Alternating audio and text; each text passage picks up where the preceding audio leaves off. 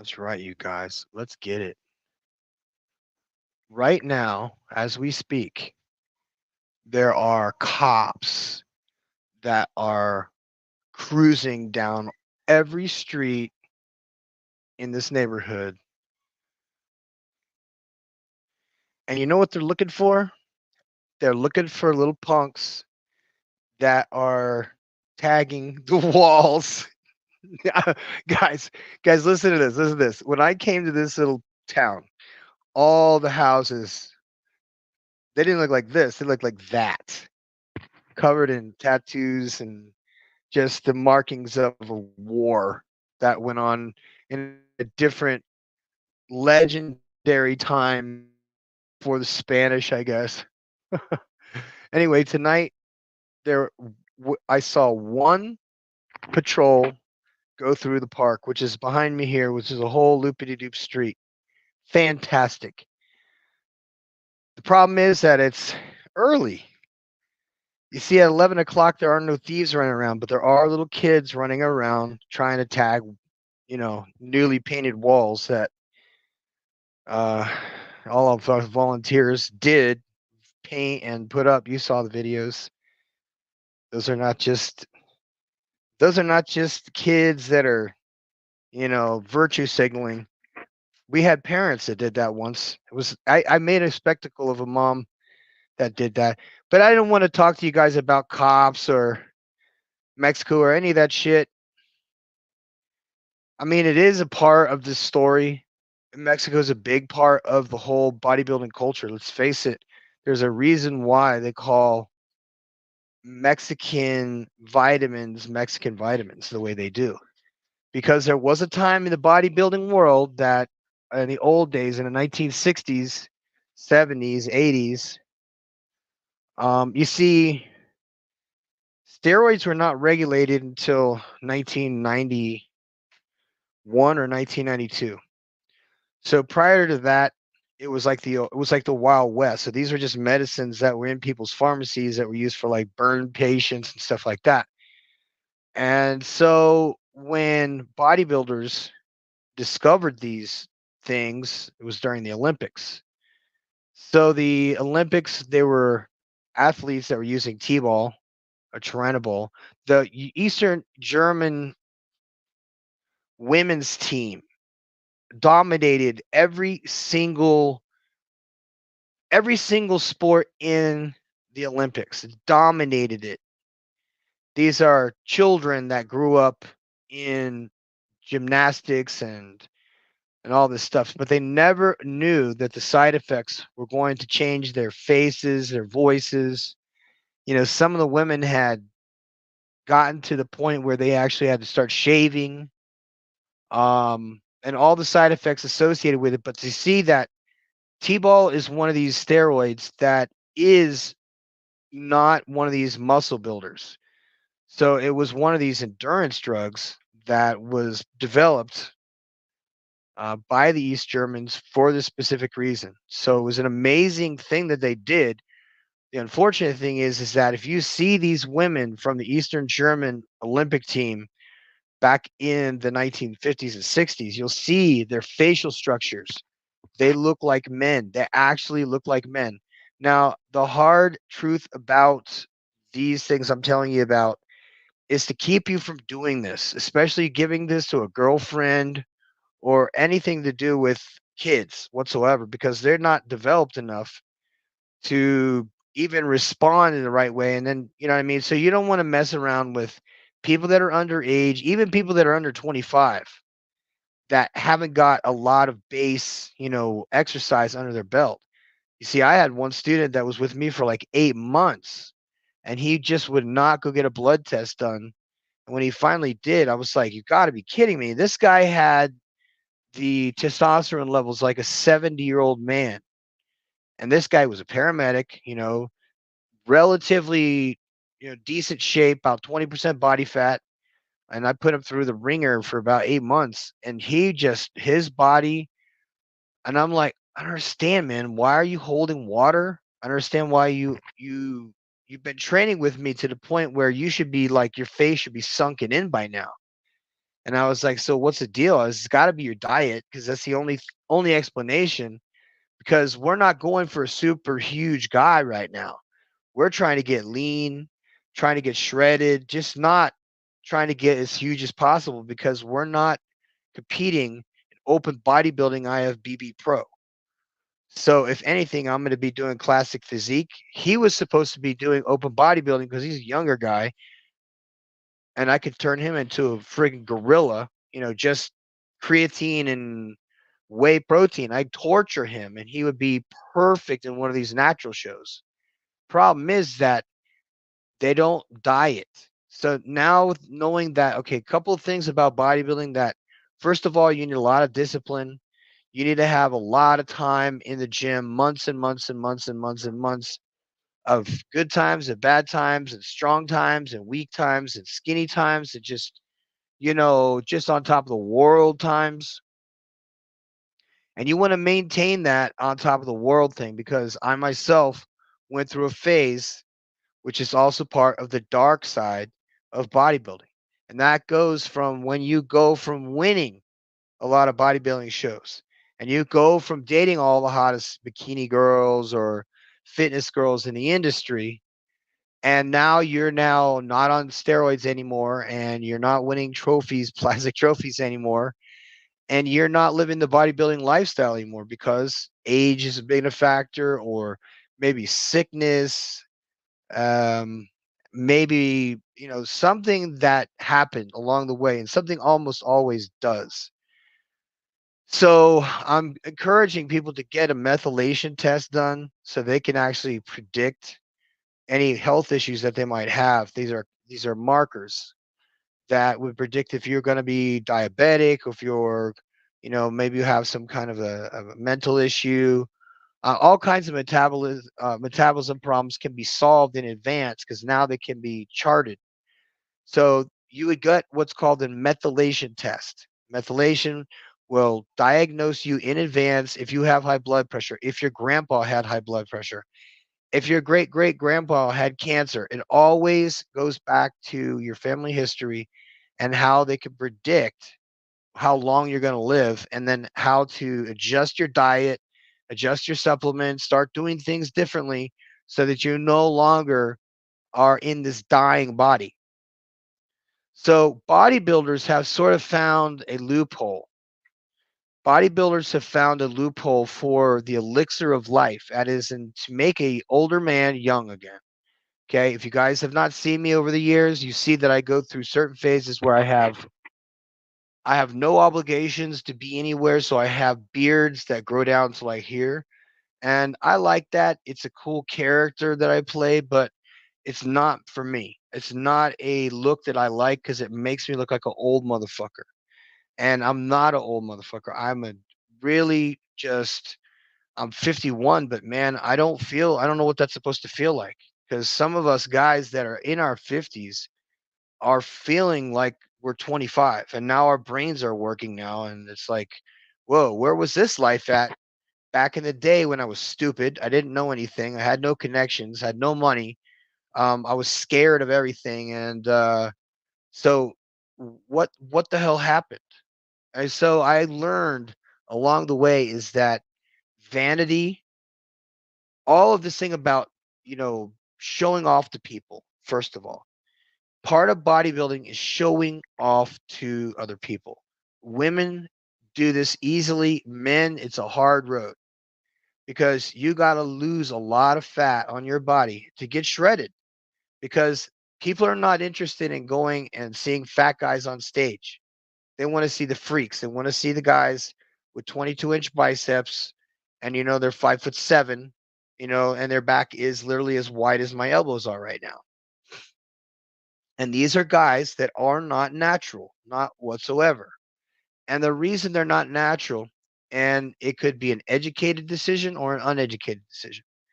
A lot of guys get involved in juicing when they go to the gym for the first time and they look around and they're out of shape and they're not getting any results. And they look around and they see all these dudes that are just, totally jacked and shredded. And then they're eating their little Tupperware food afterwards. And People are giving them high fives. They're wearing like stringy top shirts, and they're always looking in the mirror doing flexing and doing all kinds of poses, which is what bodybuilders do. I do it every single day. I don't care what anybody says.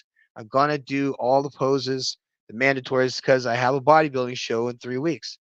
So if I can get dialed in and shredded in 3 weeks and blow the fuck up and just get as dry as possible, even though I'll look skinnier than I do now, I'll look bigger than I am right now. Because what happens when you do this glycogen is another very, very healthy thing about bodybuilding. And that is about a week before the show, we start doing a decline in how much carbohydrates we take in. Carbohydrates hold on to water. So the more carbohydrates you have holding inside of your skin and around your muscles, the blurry you're going to look. You're not going to have all these veins. You're not going to be all cut. You're not going to show a six pack. You're just going to look flat as a pancake. And when the lights hit you and you have no, you're not shredded under the lights because it gives the illusion. All these carbohydrates, they're hiding all your muscles. And all it is just like water balloons, little bitty water balloons. So the objective for an entire week is for the first day of that entire week is to drink about 3 gallons of distilled water. So here I am on my first real serious like bodybuilding show where I believe I'm in Colombia and I'm going to compete. I just competed for Mr. Colombia Amateur. I got 4th place in that in the men's division. Then I flew to Oklahoma City. Now, right at that time, Oklahoma City was in the friggin' wintertime. So I was under the assumption, okay, well, Oklahoma, yeah, it's like, it's not too late in the year yet. It's going to be okay. No, motherfucker. Oklahoma City in November, and it is called it's a windy, what is it? Whatever. I sang a song about it by Rodgers and Hammerstein in high school. So how did it go? Well, Oklahoma is a cold, cold, cold place when the wind chill factor. And when you're a bodybuilder who's coming from Colombia, we just got done doing a bodybuilding show, and I was running a short cycle of DNP in between shows just to burn off any fat I might have accumulated as I was recompositioning. Because once you get down to zero, you have 5% body fat or less, you lose all the fat in your face, all the fat in your just all the fat all over your body. You're just basically look like you look like a cancer patient. You look so skinny and so sick. Your eyes are all I mean, everything is sunken in because you basically eliminated all the carbohydrates that have been stored in your body for a very long time. So you're just doing one thing. You're going on the cardio, doing cardio in the morning, fasted, meaning get up in the morning, put on some shorts and shoes and a shirt, go immediately to the gym and do 40 minutes of cardio walking on a treadmill at 15% incline. Nothing more, nothing less. Get done 40 minutes, walk out of the gym, go back to your house, drink a protein shake with all kinds of vitamins and all kinds of peptides. And sometimes that includes growth hormone. So, growth hormone is a very, very expensive medication that's made for dwarfism. And us bodybuilders somehow figured out a way that if we combined steroids with growth hormone and insulin, we went from being fucking huge to being really, really huge to being truly fucking huge. So what I'm saying to you guys is that you see the way I am right now. I'm in fit condition. I'm under 10% body fat right now as we speak.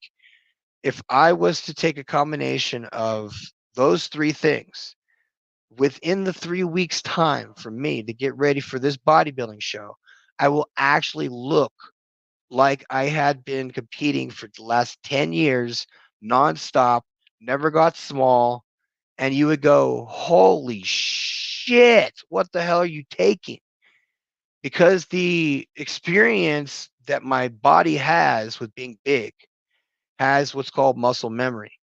So regardless of how far down the road I go, be 60 years old, I will still have a bodybuilder's body inside of this body of mine that at any time, if I change my diet and my training routine, I can very quickly look like an amateur bodybuilder in no time, even as an old man. So I don't have to ever get fat and I never have to get skinny to the point where I lose all my muscles ever again. And so the dirty downside of bodybuilding is that this is not a very healthy lifestyle because we go on these diets that are not good for you and they last for months. So we're basically starving ourselves a little bit at a time, only eating protein, only fixing our muscles, eating no fats, no carbohydrates. Only time we take carbohydrates is when we're taking friggin' exonerous fucking insulin. And that's not because we're diabetic. So there's all these fucking terrible things that we always say we would never do.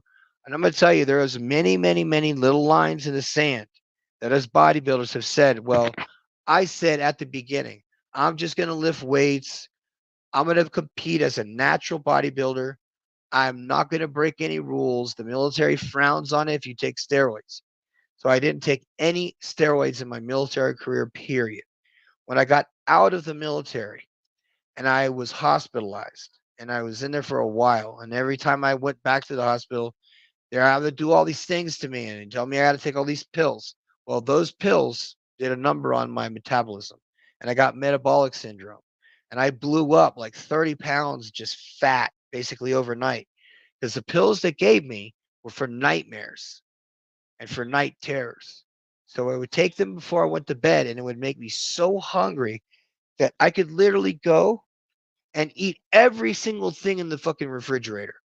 And I just eat and eat and eat. And I never had appetite like that. It was just pretty awesome the way it made me feel too, because it whacked my depression in half and it made me hungry and it made me sleep. Three things I was desperate for. So what happens is that on these psych meds that the military was giving me, it caused me a metabolic syndrome. So I'm reading about metabolic syndrome, like, whoa, this is why I'm fat. Now the people don't trust me. They don't talk to me anymore. They looking at me like something wrong with me. And I'm like, yeah, I'm just, I just stopped training. That's what I did. And I would lie to people and say, oh yeah, I'm bulking up, like I'm getting ready for a bodybuilding show when I did not look at all athletic. So instead of lying to people, I have always taken this now straightforward because people now see you. They see you for who you really are.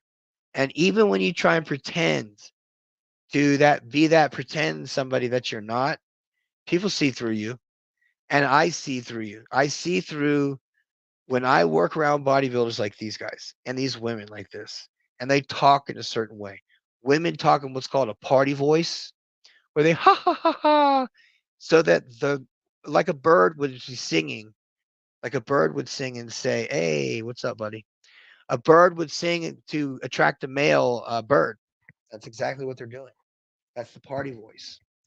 You want to avoid girls that have the party voice, but girls that do bodybuilding are usually very, very serious and disciplined and are good from good families and have money and careers and stuff much of the time. Then there's the other rest of the time where you have very, very extremely manipulative groups. Period. Most of these dudes that do a lot of photo shoots, for example, and they're doing a lot of lives and they're doing a lot of things like that. A lot of those dudes, they have OnlyFans, guys with OnlyFans, and they are pay for play, like dudes that get down with other dudes for money. And these are all bodybuilders. These are bodybuilders that need to buy food and gym memberships and all this stuff. And it's a lot harder for men when all your only skill is lifting weights. And what are you gonna do for a job when you're 245 pounds solid? Basically the only jobs you can do is like a bullet stopper, which is what a good job I had.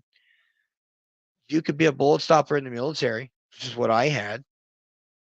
The thing about it is that 4-star general that I was protecting was bigger than me. So, and he was tougher than me, and he was in way more shit than I was.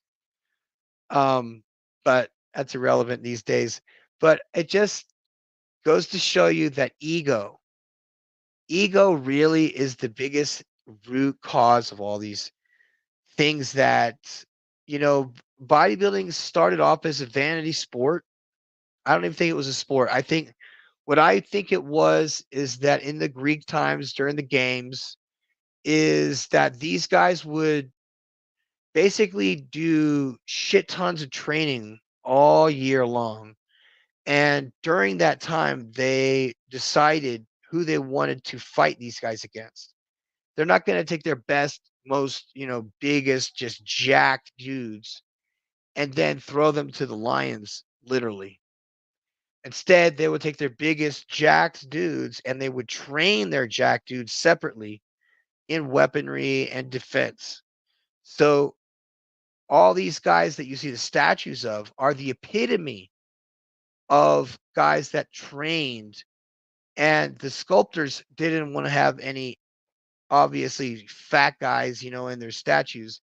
So they made, the statue of David just as shredded as possible with six-pack abs because there is a lot of truth to the way that they look. Did you know that during these times, a lot of the beggars who lived on the street were completely shredded?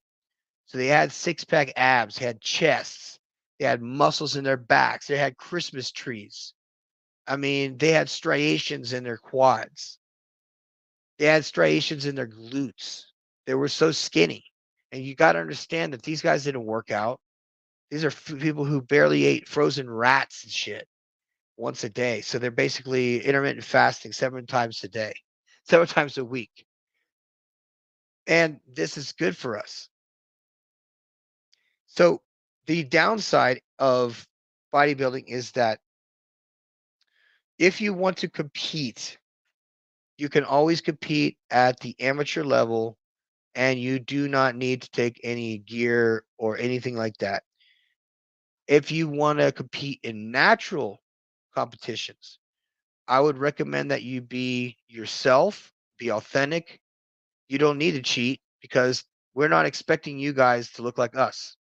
We know you're going to look like a bunch of fucking swimmers when you come out, but it'd be good for some of you guys to get that shredded and be that shredded and stay that shredded all year round.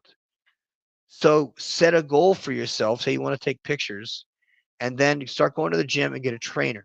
Once you got a trainer, have him run you through all the different weights. Then after that, I want you to start going to step aerobics classes.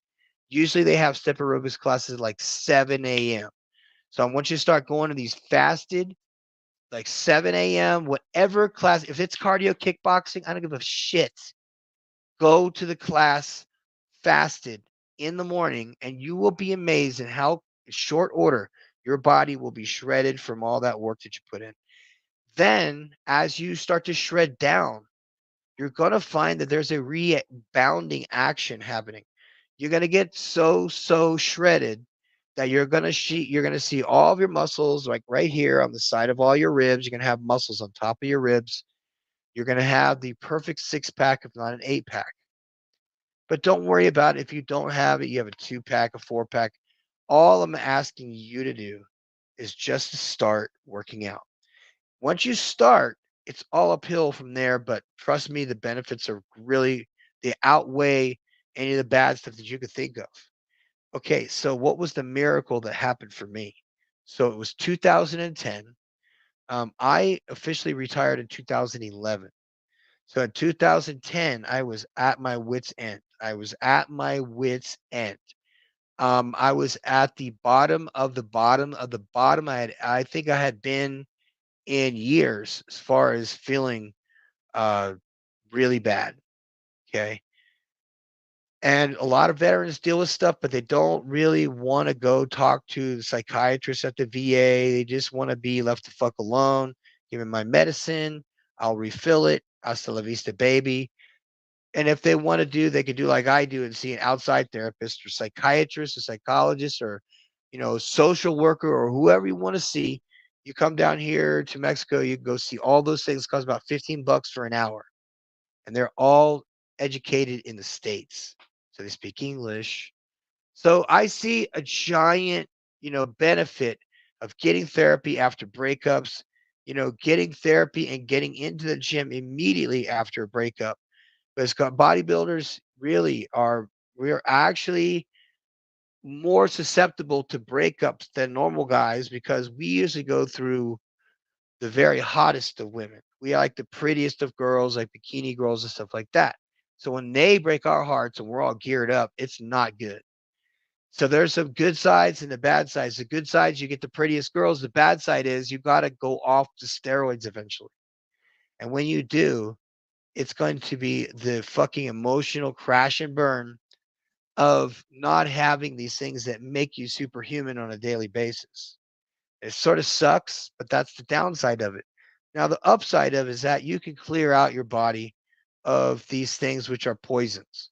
Okay. And synthetic testosterone, if there was some way that we could magically, eat some golden camotes and combine them with another, clarified butter or whatever, or what is that shit called? Ghee or whatever. And yet the combination will somehow reverse the aging in our faces.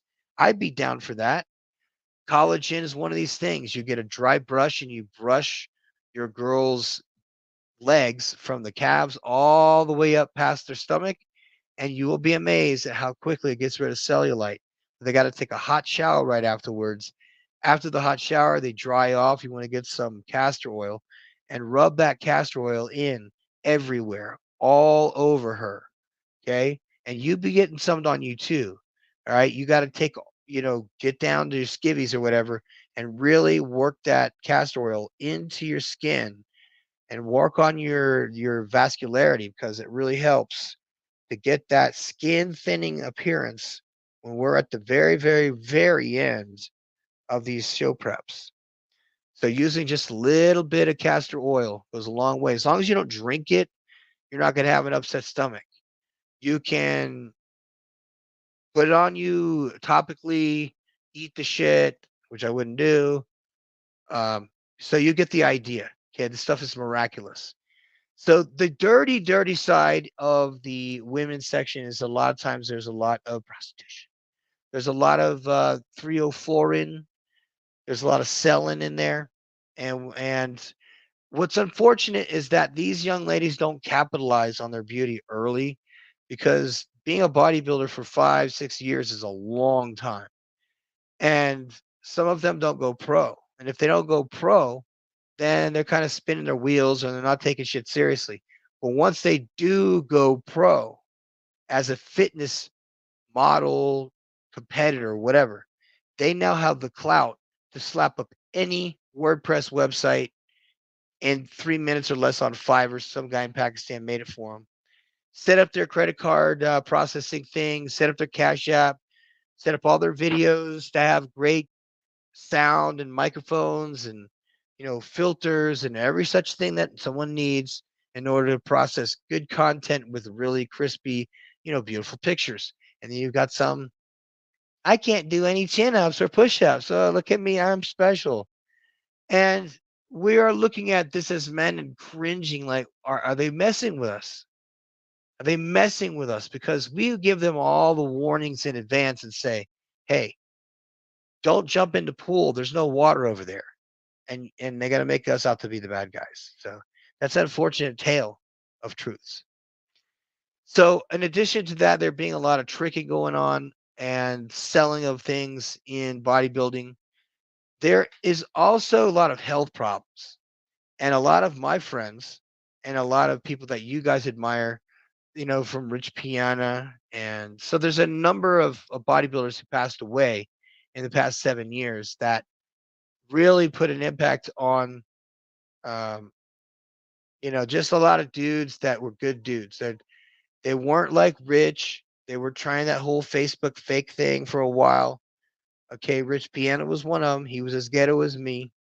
All right, so let's not front. All of his friends knew it, but he was trying to make it until he became that image that he wanted to be so that he could have a brand that would produce money for his legacy.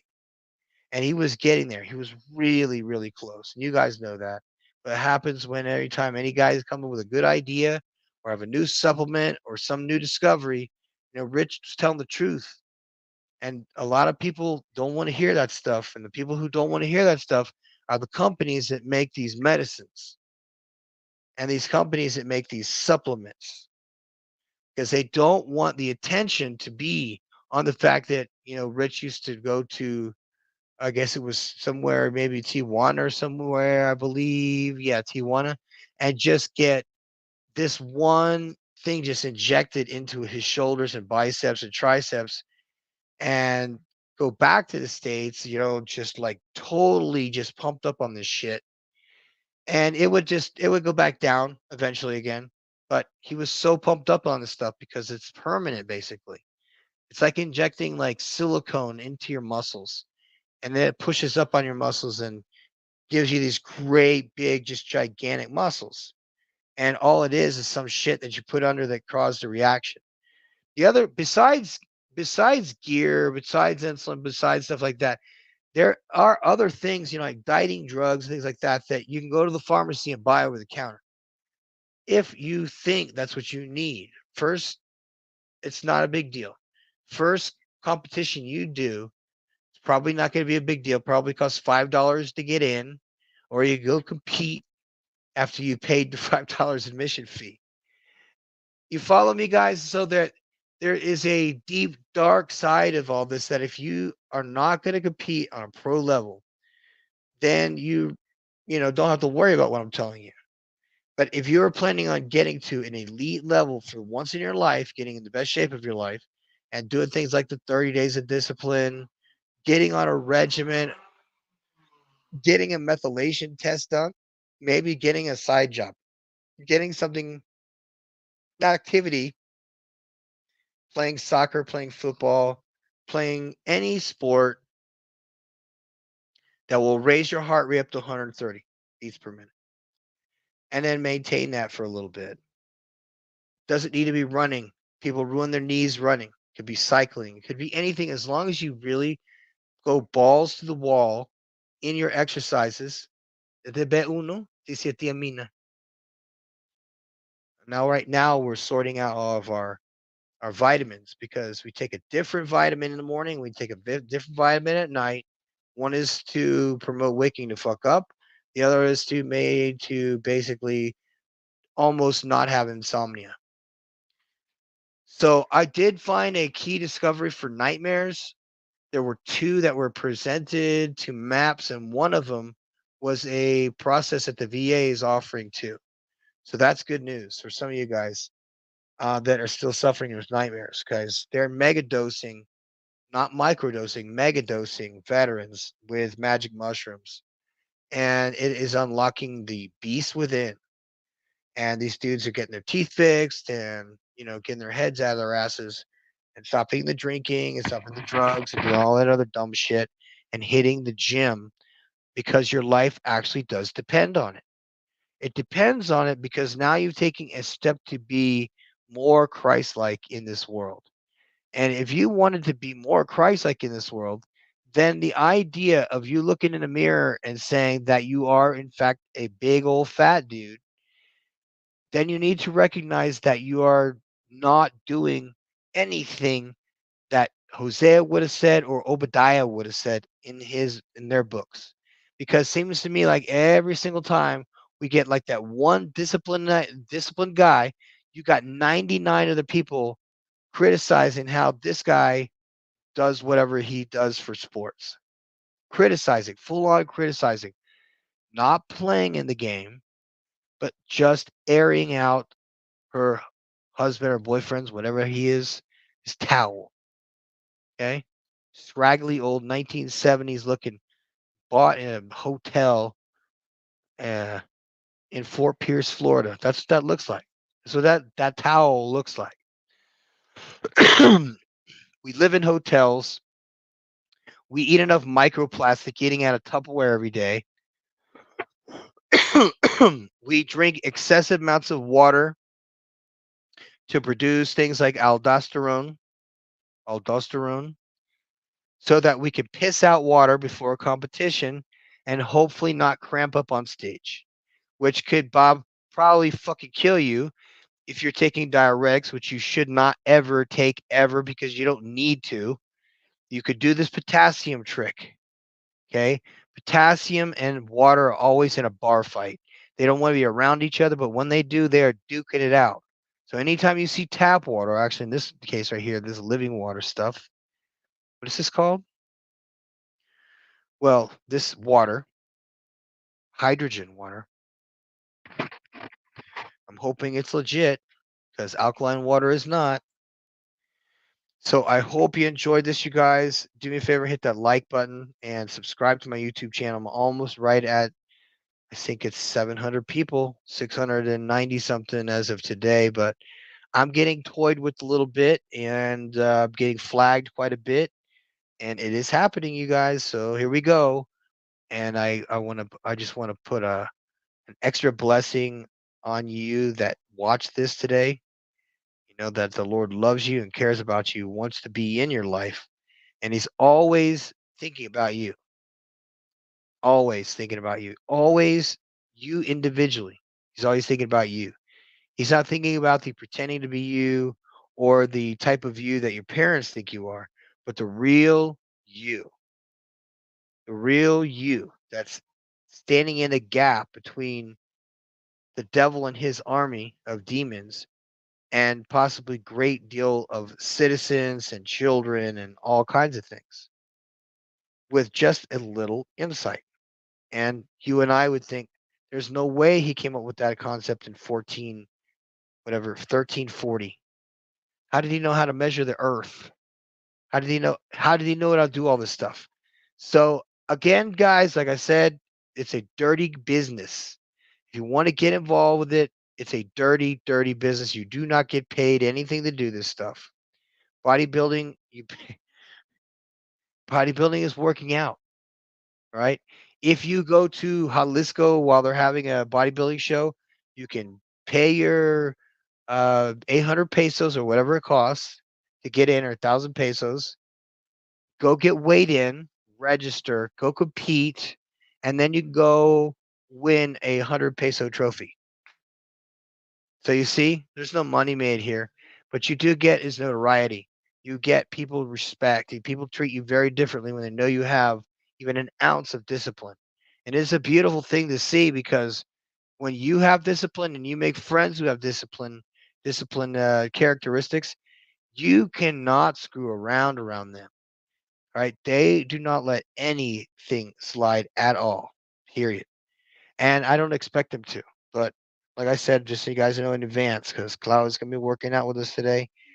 And this is not a Muay Thai gym, right? This is just a regular gym. We don't have any gloves. We don't have any shin guards, nothing. But we're going to have some fun and lose a lot of body fat just in time for this bodybuilding show at the end of the month. And I hope you love this, guys, because I said if you need dieting tips, stuff like that, I do this for free. Doesn't cost anything. I don't make any money from this. So it's a win-win. I just like to help guys to buy the right shit and do the right things because, you know what I mean? You saw from the very beginning what happened. That's a tragedy. Anyway, I'm the professor and I'm out.